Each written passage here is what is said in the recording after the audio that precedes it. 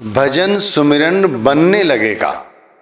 छोटी छोटी गलतियां करते हैं जिस ओर हमारा ध्यान नहीं जाता, इसी कारण हमारा भजन सुमिरन नहीं बनता। हम लोग सुमिरन तो करते हैं, भजन भी करते हैं, पर सुमिरन की ताकत हमें क्यों नहीं मिलती? अब आप कहेंगे सुमिरन की ताकत कैसी होती है, भजन की ताकत कैसी होती है?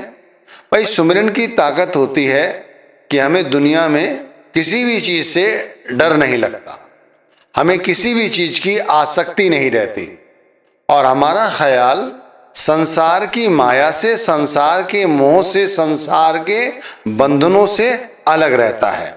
और भजन की ताकत है कि हमें चलते फिरते वो शब्द धुन सुनाई देती है, शब्द का प्रकाश दिखाई देता है, यानी हमारी आत्मा हर वक्त परमात्मा का नाम का अनुभव करती है।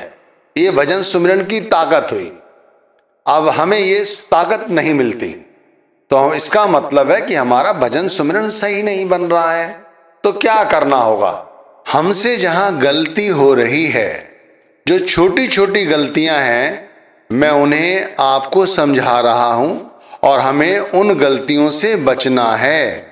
तो शुरुआत करते हैं भजन सुमिरन में जो गलतियां हैं उनसे कैसे बचा जाए। तो सबसे पहले भजन सुमिरन करने के लिए हमें समाधि लगाने की आवश्यकता है। एक समाधि हम सुबह लगाते हैं, आसन बिछाया और बैठ गए नाम जपने के लिए। इस समाधि से पहले हमें दिन में ही एक समाधि लगानी है। चलते फिरते अपने ख्याल को संसार से अलग करना है। जैसे ये मेरी माता है, ये मेरा पुत्र है, ये मेरी पत्नी है, ये मेरा भाई है, ये मेरी दुकान है, ये मेरा मकान है, ये सारे रिश्ते नाते हैं। इनमें जब तक हमारा मोह है तब तक हम इस समाधि में नहीं उतर पाएंगे। तो सबसे पहले हम इस मोह रूपी अज्ञानता को अपने अंदर से दूर करें। ये पहली गलती है। कहा है कबीर साहिब ने, जब गट मोह समाया सबय भया अंधियार, निर्मोह ज्ञान विचार के कोई साधु उतरे पार। क्योंकि भाई हम इस मोह में ये भूल जाते हैं कि यहाँ हमें अपना एक रोल अदा करना है, इससे ज़्यादा कुछ नहीं। जैसे ही हमारा समय आएगा, हमारा रोल खत्म हो जाएगा, हम यहाँ से चले जाएंगे, लेकिन हम इस मोह का हिस्सा बन जाते हैं, इसीलिए हम इस समाधि का हिस्सा नहीं बन पाते। फिर दूसरी गलती है हमारा मन, जो इंद्रियों के वशीभूत है। जो इंद्रियां चाहती हैं वैसा मन करता है। देख लो, काम, क्रोध, लोभ, मोह, अहंकार, ये इंद्रियां हमारे मन को कैसे लिए लिए फिरती हैं। मन पांचों के बस परा, मन के वश नहीं पांच, जित देखूं तित दौ लगी, जित भागूं तित आंच। भजन सुमिरन करने बैठे तो अब इंद्रियां इसी तरह हमें परेशान करती हैं और हमारी समाधि नहीं लगने देती। तीसरी गलती है अहंकार। जब तक हमारे अंदर अहंकार है तब तक हमारी समाधि नहीं बनती। तो अहंकार को शांत करना परम आवश्यक है, क्योंकि जब अहंकार शांत होता है तब अपने और पराये का भेद जो ना वो खत्म हो जाता है। जब तक अहंकार है तब तक मैं मेरी रहती है कि मैंने बनाया है, मैं कुछ हूं। और जिस दिन ये मैं जाती है, जिस दिन ये अहंकार जाता है, उसी दिन हमारी समाधि और गहन होती चली जाती है। इस व्यक्ति ने अहंकार त्याग दिया, समझ लो उसने सब कुछ त्याग दिया, लेकिन अहंकार तजना कठिन है। माया तजी तो क्या भया, मान तजा नहीं जाए, मान बड़े मुनिवर गले, मान सवन को खाए। आज घर में जो लड़ाइयां हैं ना लोगों के, वो इसी मान और अहंकार के चक्कर में हैं। अभी हमारे घरों में भी हैं और हमारे निज घर के अंदर भी हैं। हमें अंदर इसी मान और अहंकार के चक्कर में भजन बंदगी हमसे नहीं ढंग से होती।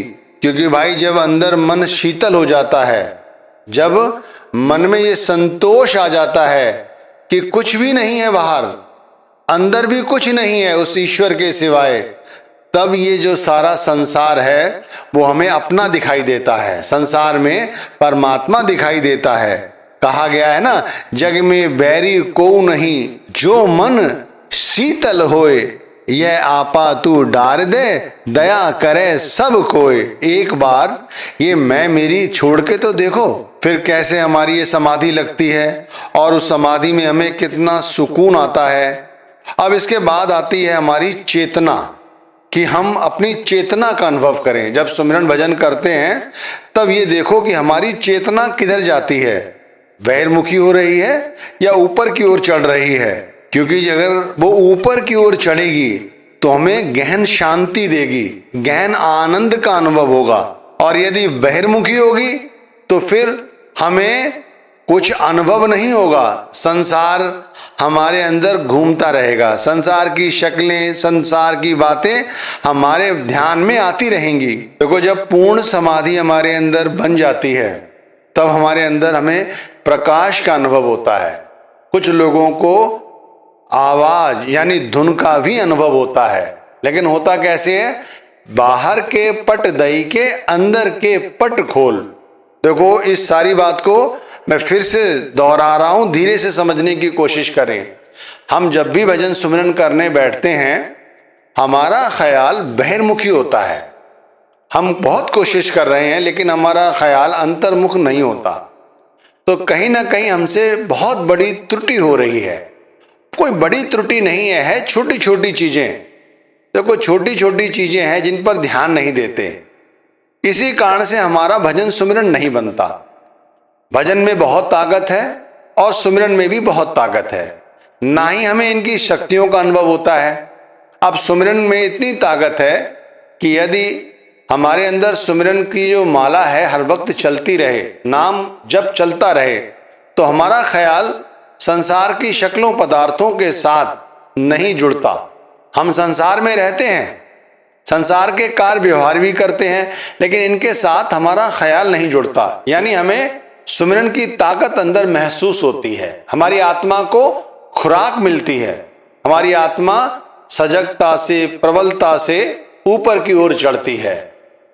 भजन में क्या होता है, भजन में हमें शब्द धुन सुनाई देती है, शब्द का प्रकाश दिखाई देता है, और वो आत्मा अनुभव हमें भजन के वक्त भी दिखाई देता है, सुनाई देता है, और फिर वो हमें चलते फिरते भी सुनाई और दिखाई देता है। ये अनुभव इतना अधिक हो जाता है कि यदि हमें रोग लगा हुआ हो या हम यहां से जा रहे हों, तब भी हमारी आत्मा इस भजन की ताकत के साथ या शब्द धुन और शब्द के प्रकाश के साथ जुड़े रहते हैं। आप देख लो, संसार में कुछ भी हो लेकिन आत्मा पूरी तरह से समाधि में लीन रहती है। इस समाधि को करते वक्त हम कौन कौन सी गलती करते हैं? सबसे पहले हम मोहग्रस्त हैं, तो अपने मोह को अलग करो। मोह से अपने आप को अलग करने का मतलब है संसार से जो रिश्ते नाते हमने जोड़े हुए हैं उनसे अपने आप को अलग समझो। वैसे भी तो अलग ही आए हो, अकेले आए हो और अकेले जाना है, तो इस बात की अनुभूति क्यों नहीं करते कि जो बच्चे हैं, पत्नी हैं, भाई हैं, रिश्ते नाते हैं, ये सब के सब हमसे अलग हैं, ना हमारे साथ आए हैं ना हमारे साथ जाएंगे। तो क्यों इनके दुख में दुखी होते हो, क्यों इनके सुख में सुखी होते हो?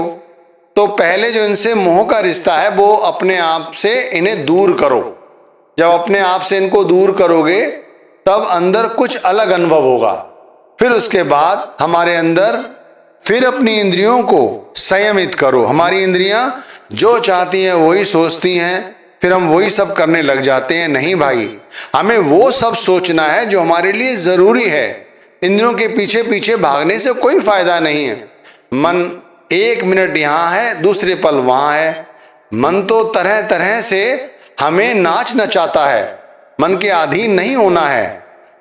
तो इसके बाद हमें अपने अहंकार को जीतना है।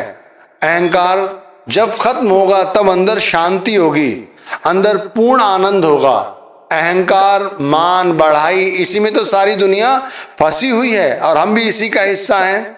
जब अहंकार हमसे दूर होता है तब हमारी चेतना जो है पूर्णता से हम उसका अनुभव करते हैं। फिर अनुभव करो कि ये जो चेतना है ये बहिर्मुखी हो रही है या अंतर्मुख हो रही है। अगर अंतर्मुख होगी तो ऊपर की ओर चढ़ेगी, जब ऊपर की ओर चढ़ेगी तो पहले रूहानी मंडल से दूसरे रूहानी मंडल, दूसरे से तीसरे, तीसरे से चौथे, ये अपने आप ऊपर चढ़ेगी और हमें इसका अनुभव होता है।